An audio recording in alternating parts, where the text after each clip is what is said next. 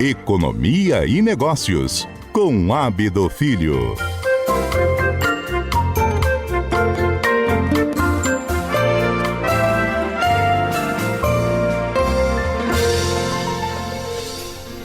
Ei, Ábido, bom dia. Tudo bom, Fernanda? Bom dia para bem. você, para quem está nos acompanhando. Ábido estava curiosíssimo aqui em saber como que era o sorvete de bacuri. Porque eu achei bacuri, você chama criança, né? Bacurinha, né? Bacurizinho. Aí eu falei, bacuri, nunca tive... É porque a gente às vezes perde a noção do Brasil, é tão grande, que se a gente morasse na Europa... o Pará, né, seria um país distante lá das florestas tropicais, né? Mas fica tudo dentro do Brasil e tem muita coisa que a gente não conhece. A Beatriz falou que o sorvete de bacuri parece com o quê? Torta de limão. Sabor de torta de limão. Temos que comer, hein? Vamos pedir para ela trazer no avião esse sorvete pra gente.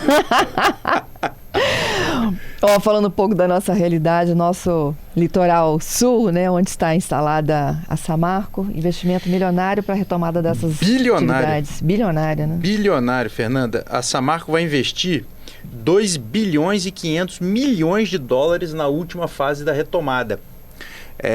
Isso aí, na cotação do dólar de hoje, dá mais de 13 bilhões de reais. Importante a gente dizer que o processo produtivo da Samarco, ele se divide em duas etapas, né? Sendo simplista. Uma lá em Mariana, em Minas Gerais, onde teve o rompimento das barragens, né? Da barragem lá a mina de Germano. E o outro, aí vem de minerodutos, são 3 minerodutos até Anchieta, até Ubu, a ponta de Ubu. E aqui você tem as 4 usinas pelotizadoras.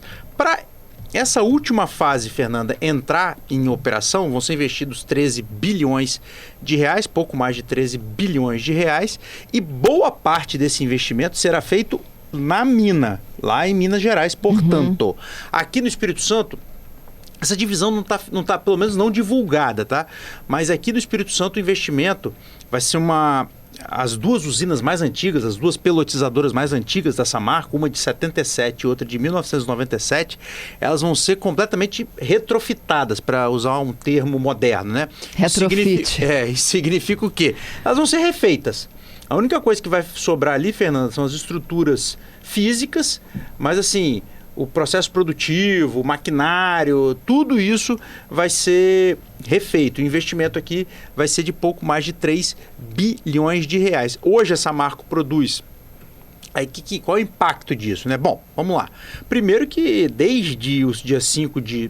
Vamos botar dia 5 de novembro, não, mas até, enfim, desde novembro de 2015, quando teve o rompimento das barragens lá de Mariana, que a Samarco não opera na plena capacidade. Isso aí. Anchieta não afetou nada, só que você não conseguia captar minério. Você não tem matéria-prima. Exatamente, você não tinha matéria-prima. Perfeito.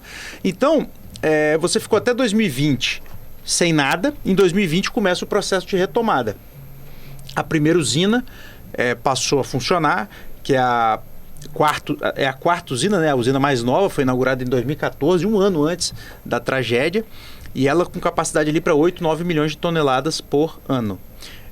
Em 2024, passa a funcionar a usina 2, né? E aí, hoje a Samarco, que é a que está funcionando, as duas que estão funcionando até hoje a Samarco tem uma produção entre 15 e 16 milhões de toneladas. Com as outras duas usinas, a Samarco vai conseguir chegar às 26 milhões de toneladas por ano. Então é muito importante isso aí para a economia do Espírito Santo. A Samarco, na época que teve a tragédia, respondia por algo entre 6% a 8% do PIB do estado. É muito importante para o sul do estado, ali para aquela região de Anchieta, Guarapari, mas enfim, do sul do estado como um todo. Então, uma notícia importante, né? Importante porque vai ter um investimento ali, vai movimentar o setor metal mecânico, contratação de pessoas, construção civil, essa coisa toda. E depois é a produção de fato, né?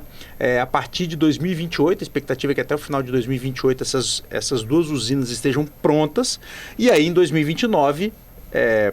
um ano inteiro de funcionamento, volta para plena operação, capacidade aí de 25, 26 milhões de toneladas por ano de Pelotas, Fernanda. Uma notícia importante para a indústria do Espírito Santo, sem dúvida nenhuma. Sem dúvida alguma, voltar a aquecer, né? A própria região de Anchieta, a gente teve na série especial, né, da lama e do luto, da luta, né, das pessoas, que a Anchieta teve que se reinventar, inclusive buscar outras estratégias para poder manter a cidade, que praticamente funcionava em função da Samarco. Quem não era funcionário da Samarco era terceirizado da Samarco ou prestava serviço para a Samarco. E não é só isso, Fernanda. Você tem também uma questão de arrecadação. Isso aí. Era a quota parte de ICMS de Anchieta, por causa da Samarco, era muito grande, né? Para quem não está... Uma parte do ICMS arrecadado pelo governo do estado vai para os 78 municípios, né? É uma regra.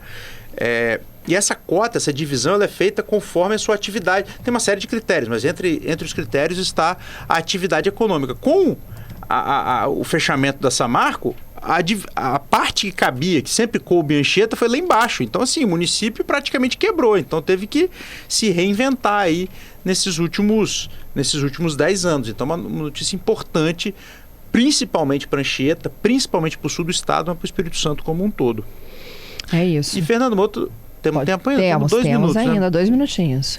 Outra notícia importante também em relação à indústria do Espírito Santo é que a Suzano, isso é uma apuração da coluna, a Suzano decidiu que não vai, agora, né, os próximos anos, trazer madeira de Minas Gerais para abastecer as 3 fábricas de Aracruz, né, as 3 fábricas de celulose ali de Aracruz. A madeira que vem a madeira que vem de Minas Gerais e da Bahia, porque a base florestal, a gente tem muito eucalipto aqui, né?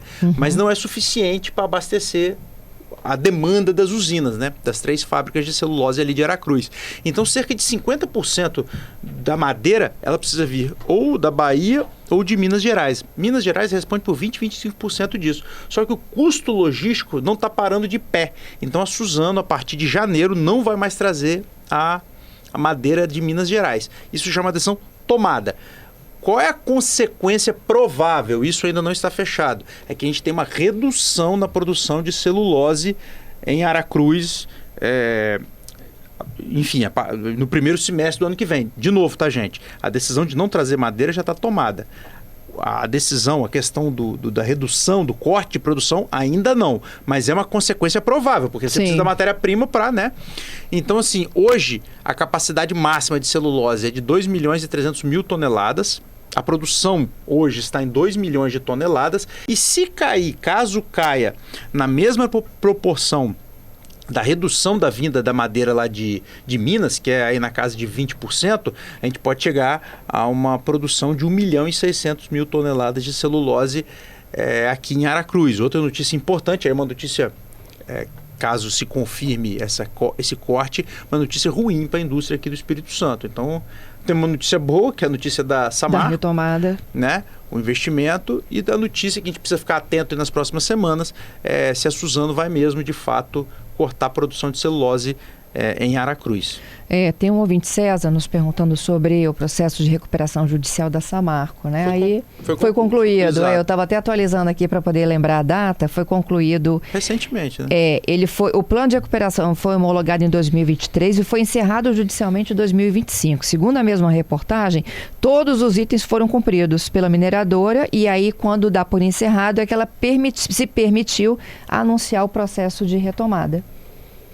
Que acontece essa expansão até 2028. Foi um troço muito grande, a reparação de 170 bilhões de reais, né? Uma tragédia horrível, pessoas morreram. Aí tem a questão econômica, 170 bilhões de reais de reparação, recuperação judicial. Você vê que as é um processo que já que estão sendo, né?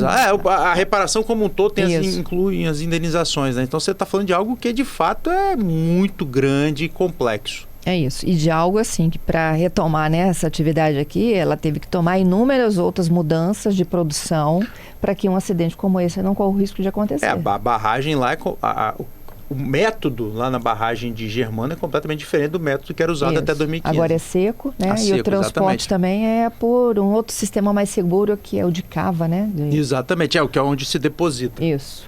E não fazem mais aqueles montes que desmoronaram, né? Com a água. Exatamente. É isso, gente. Tomara que não aconteça de novo. Obrigada, Ábido. Fernando, um grande beijo para você. Até terça.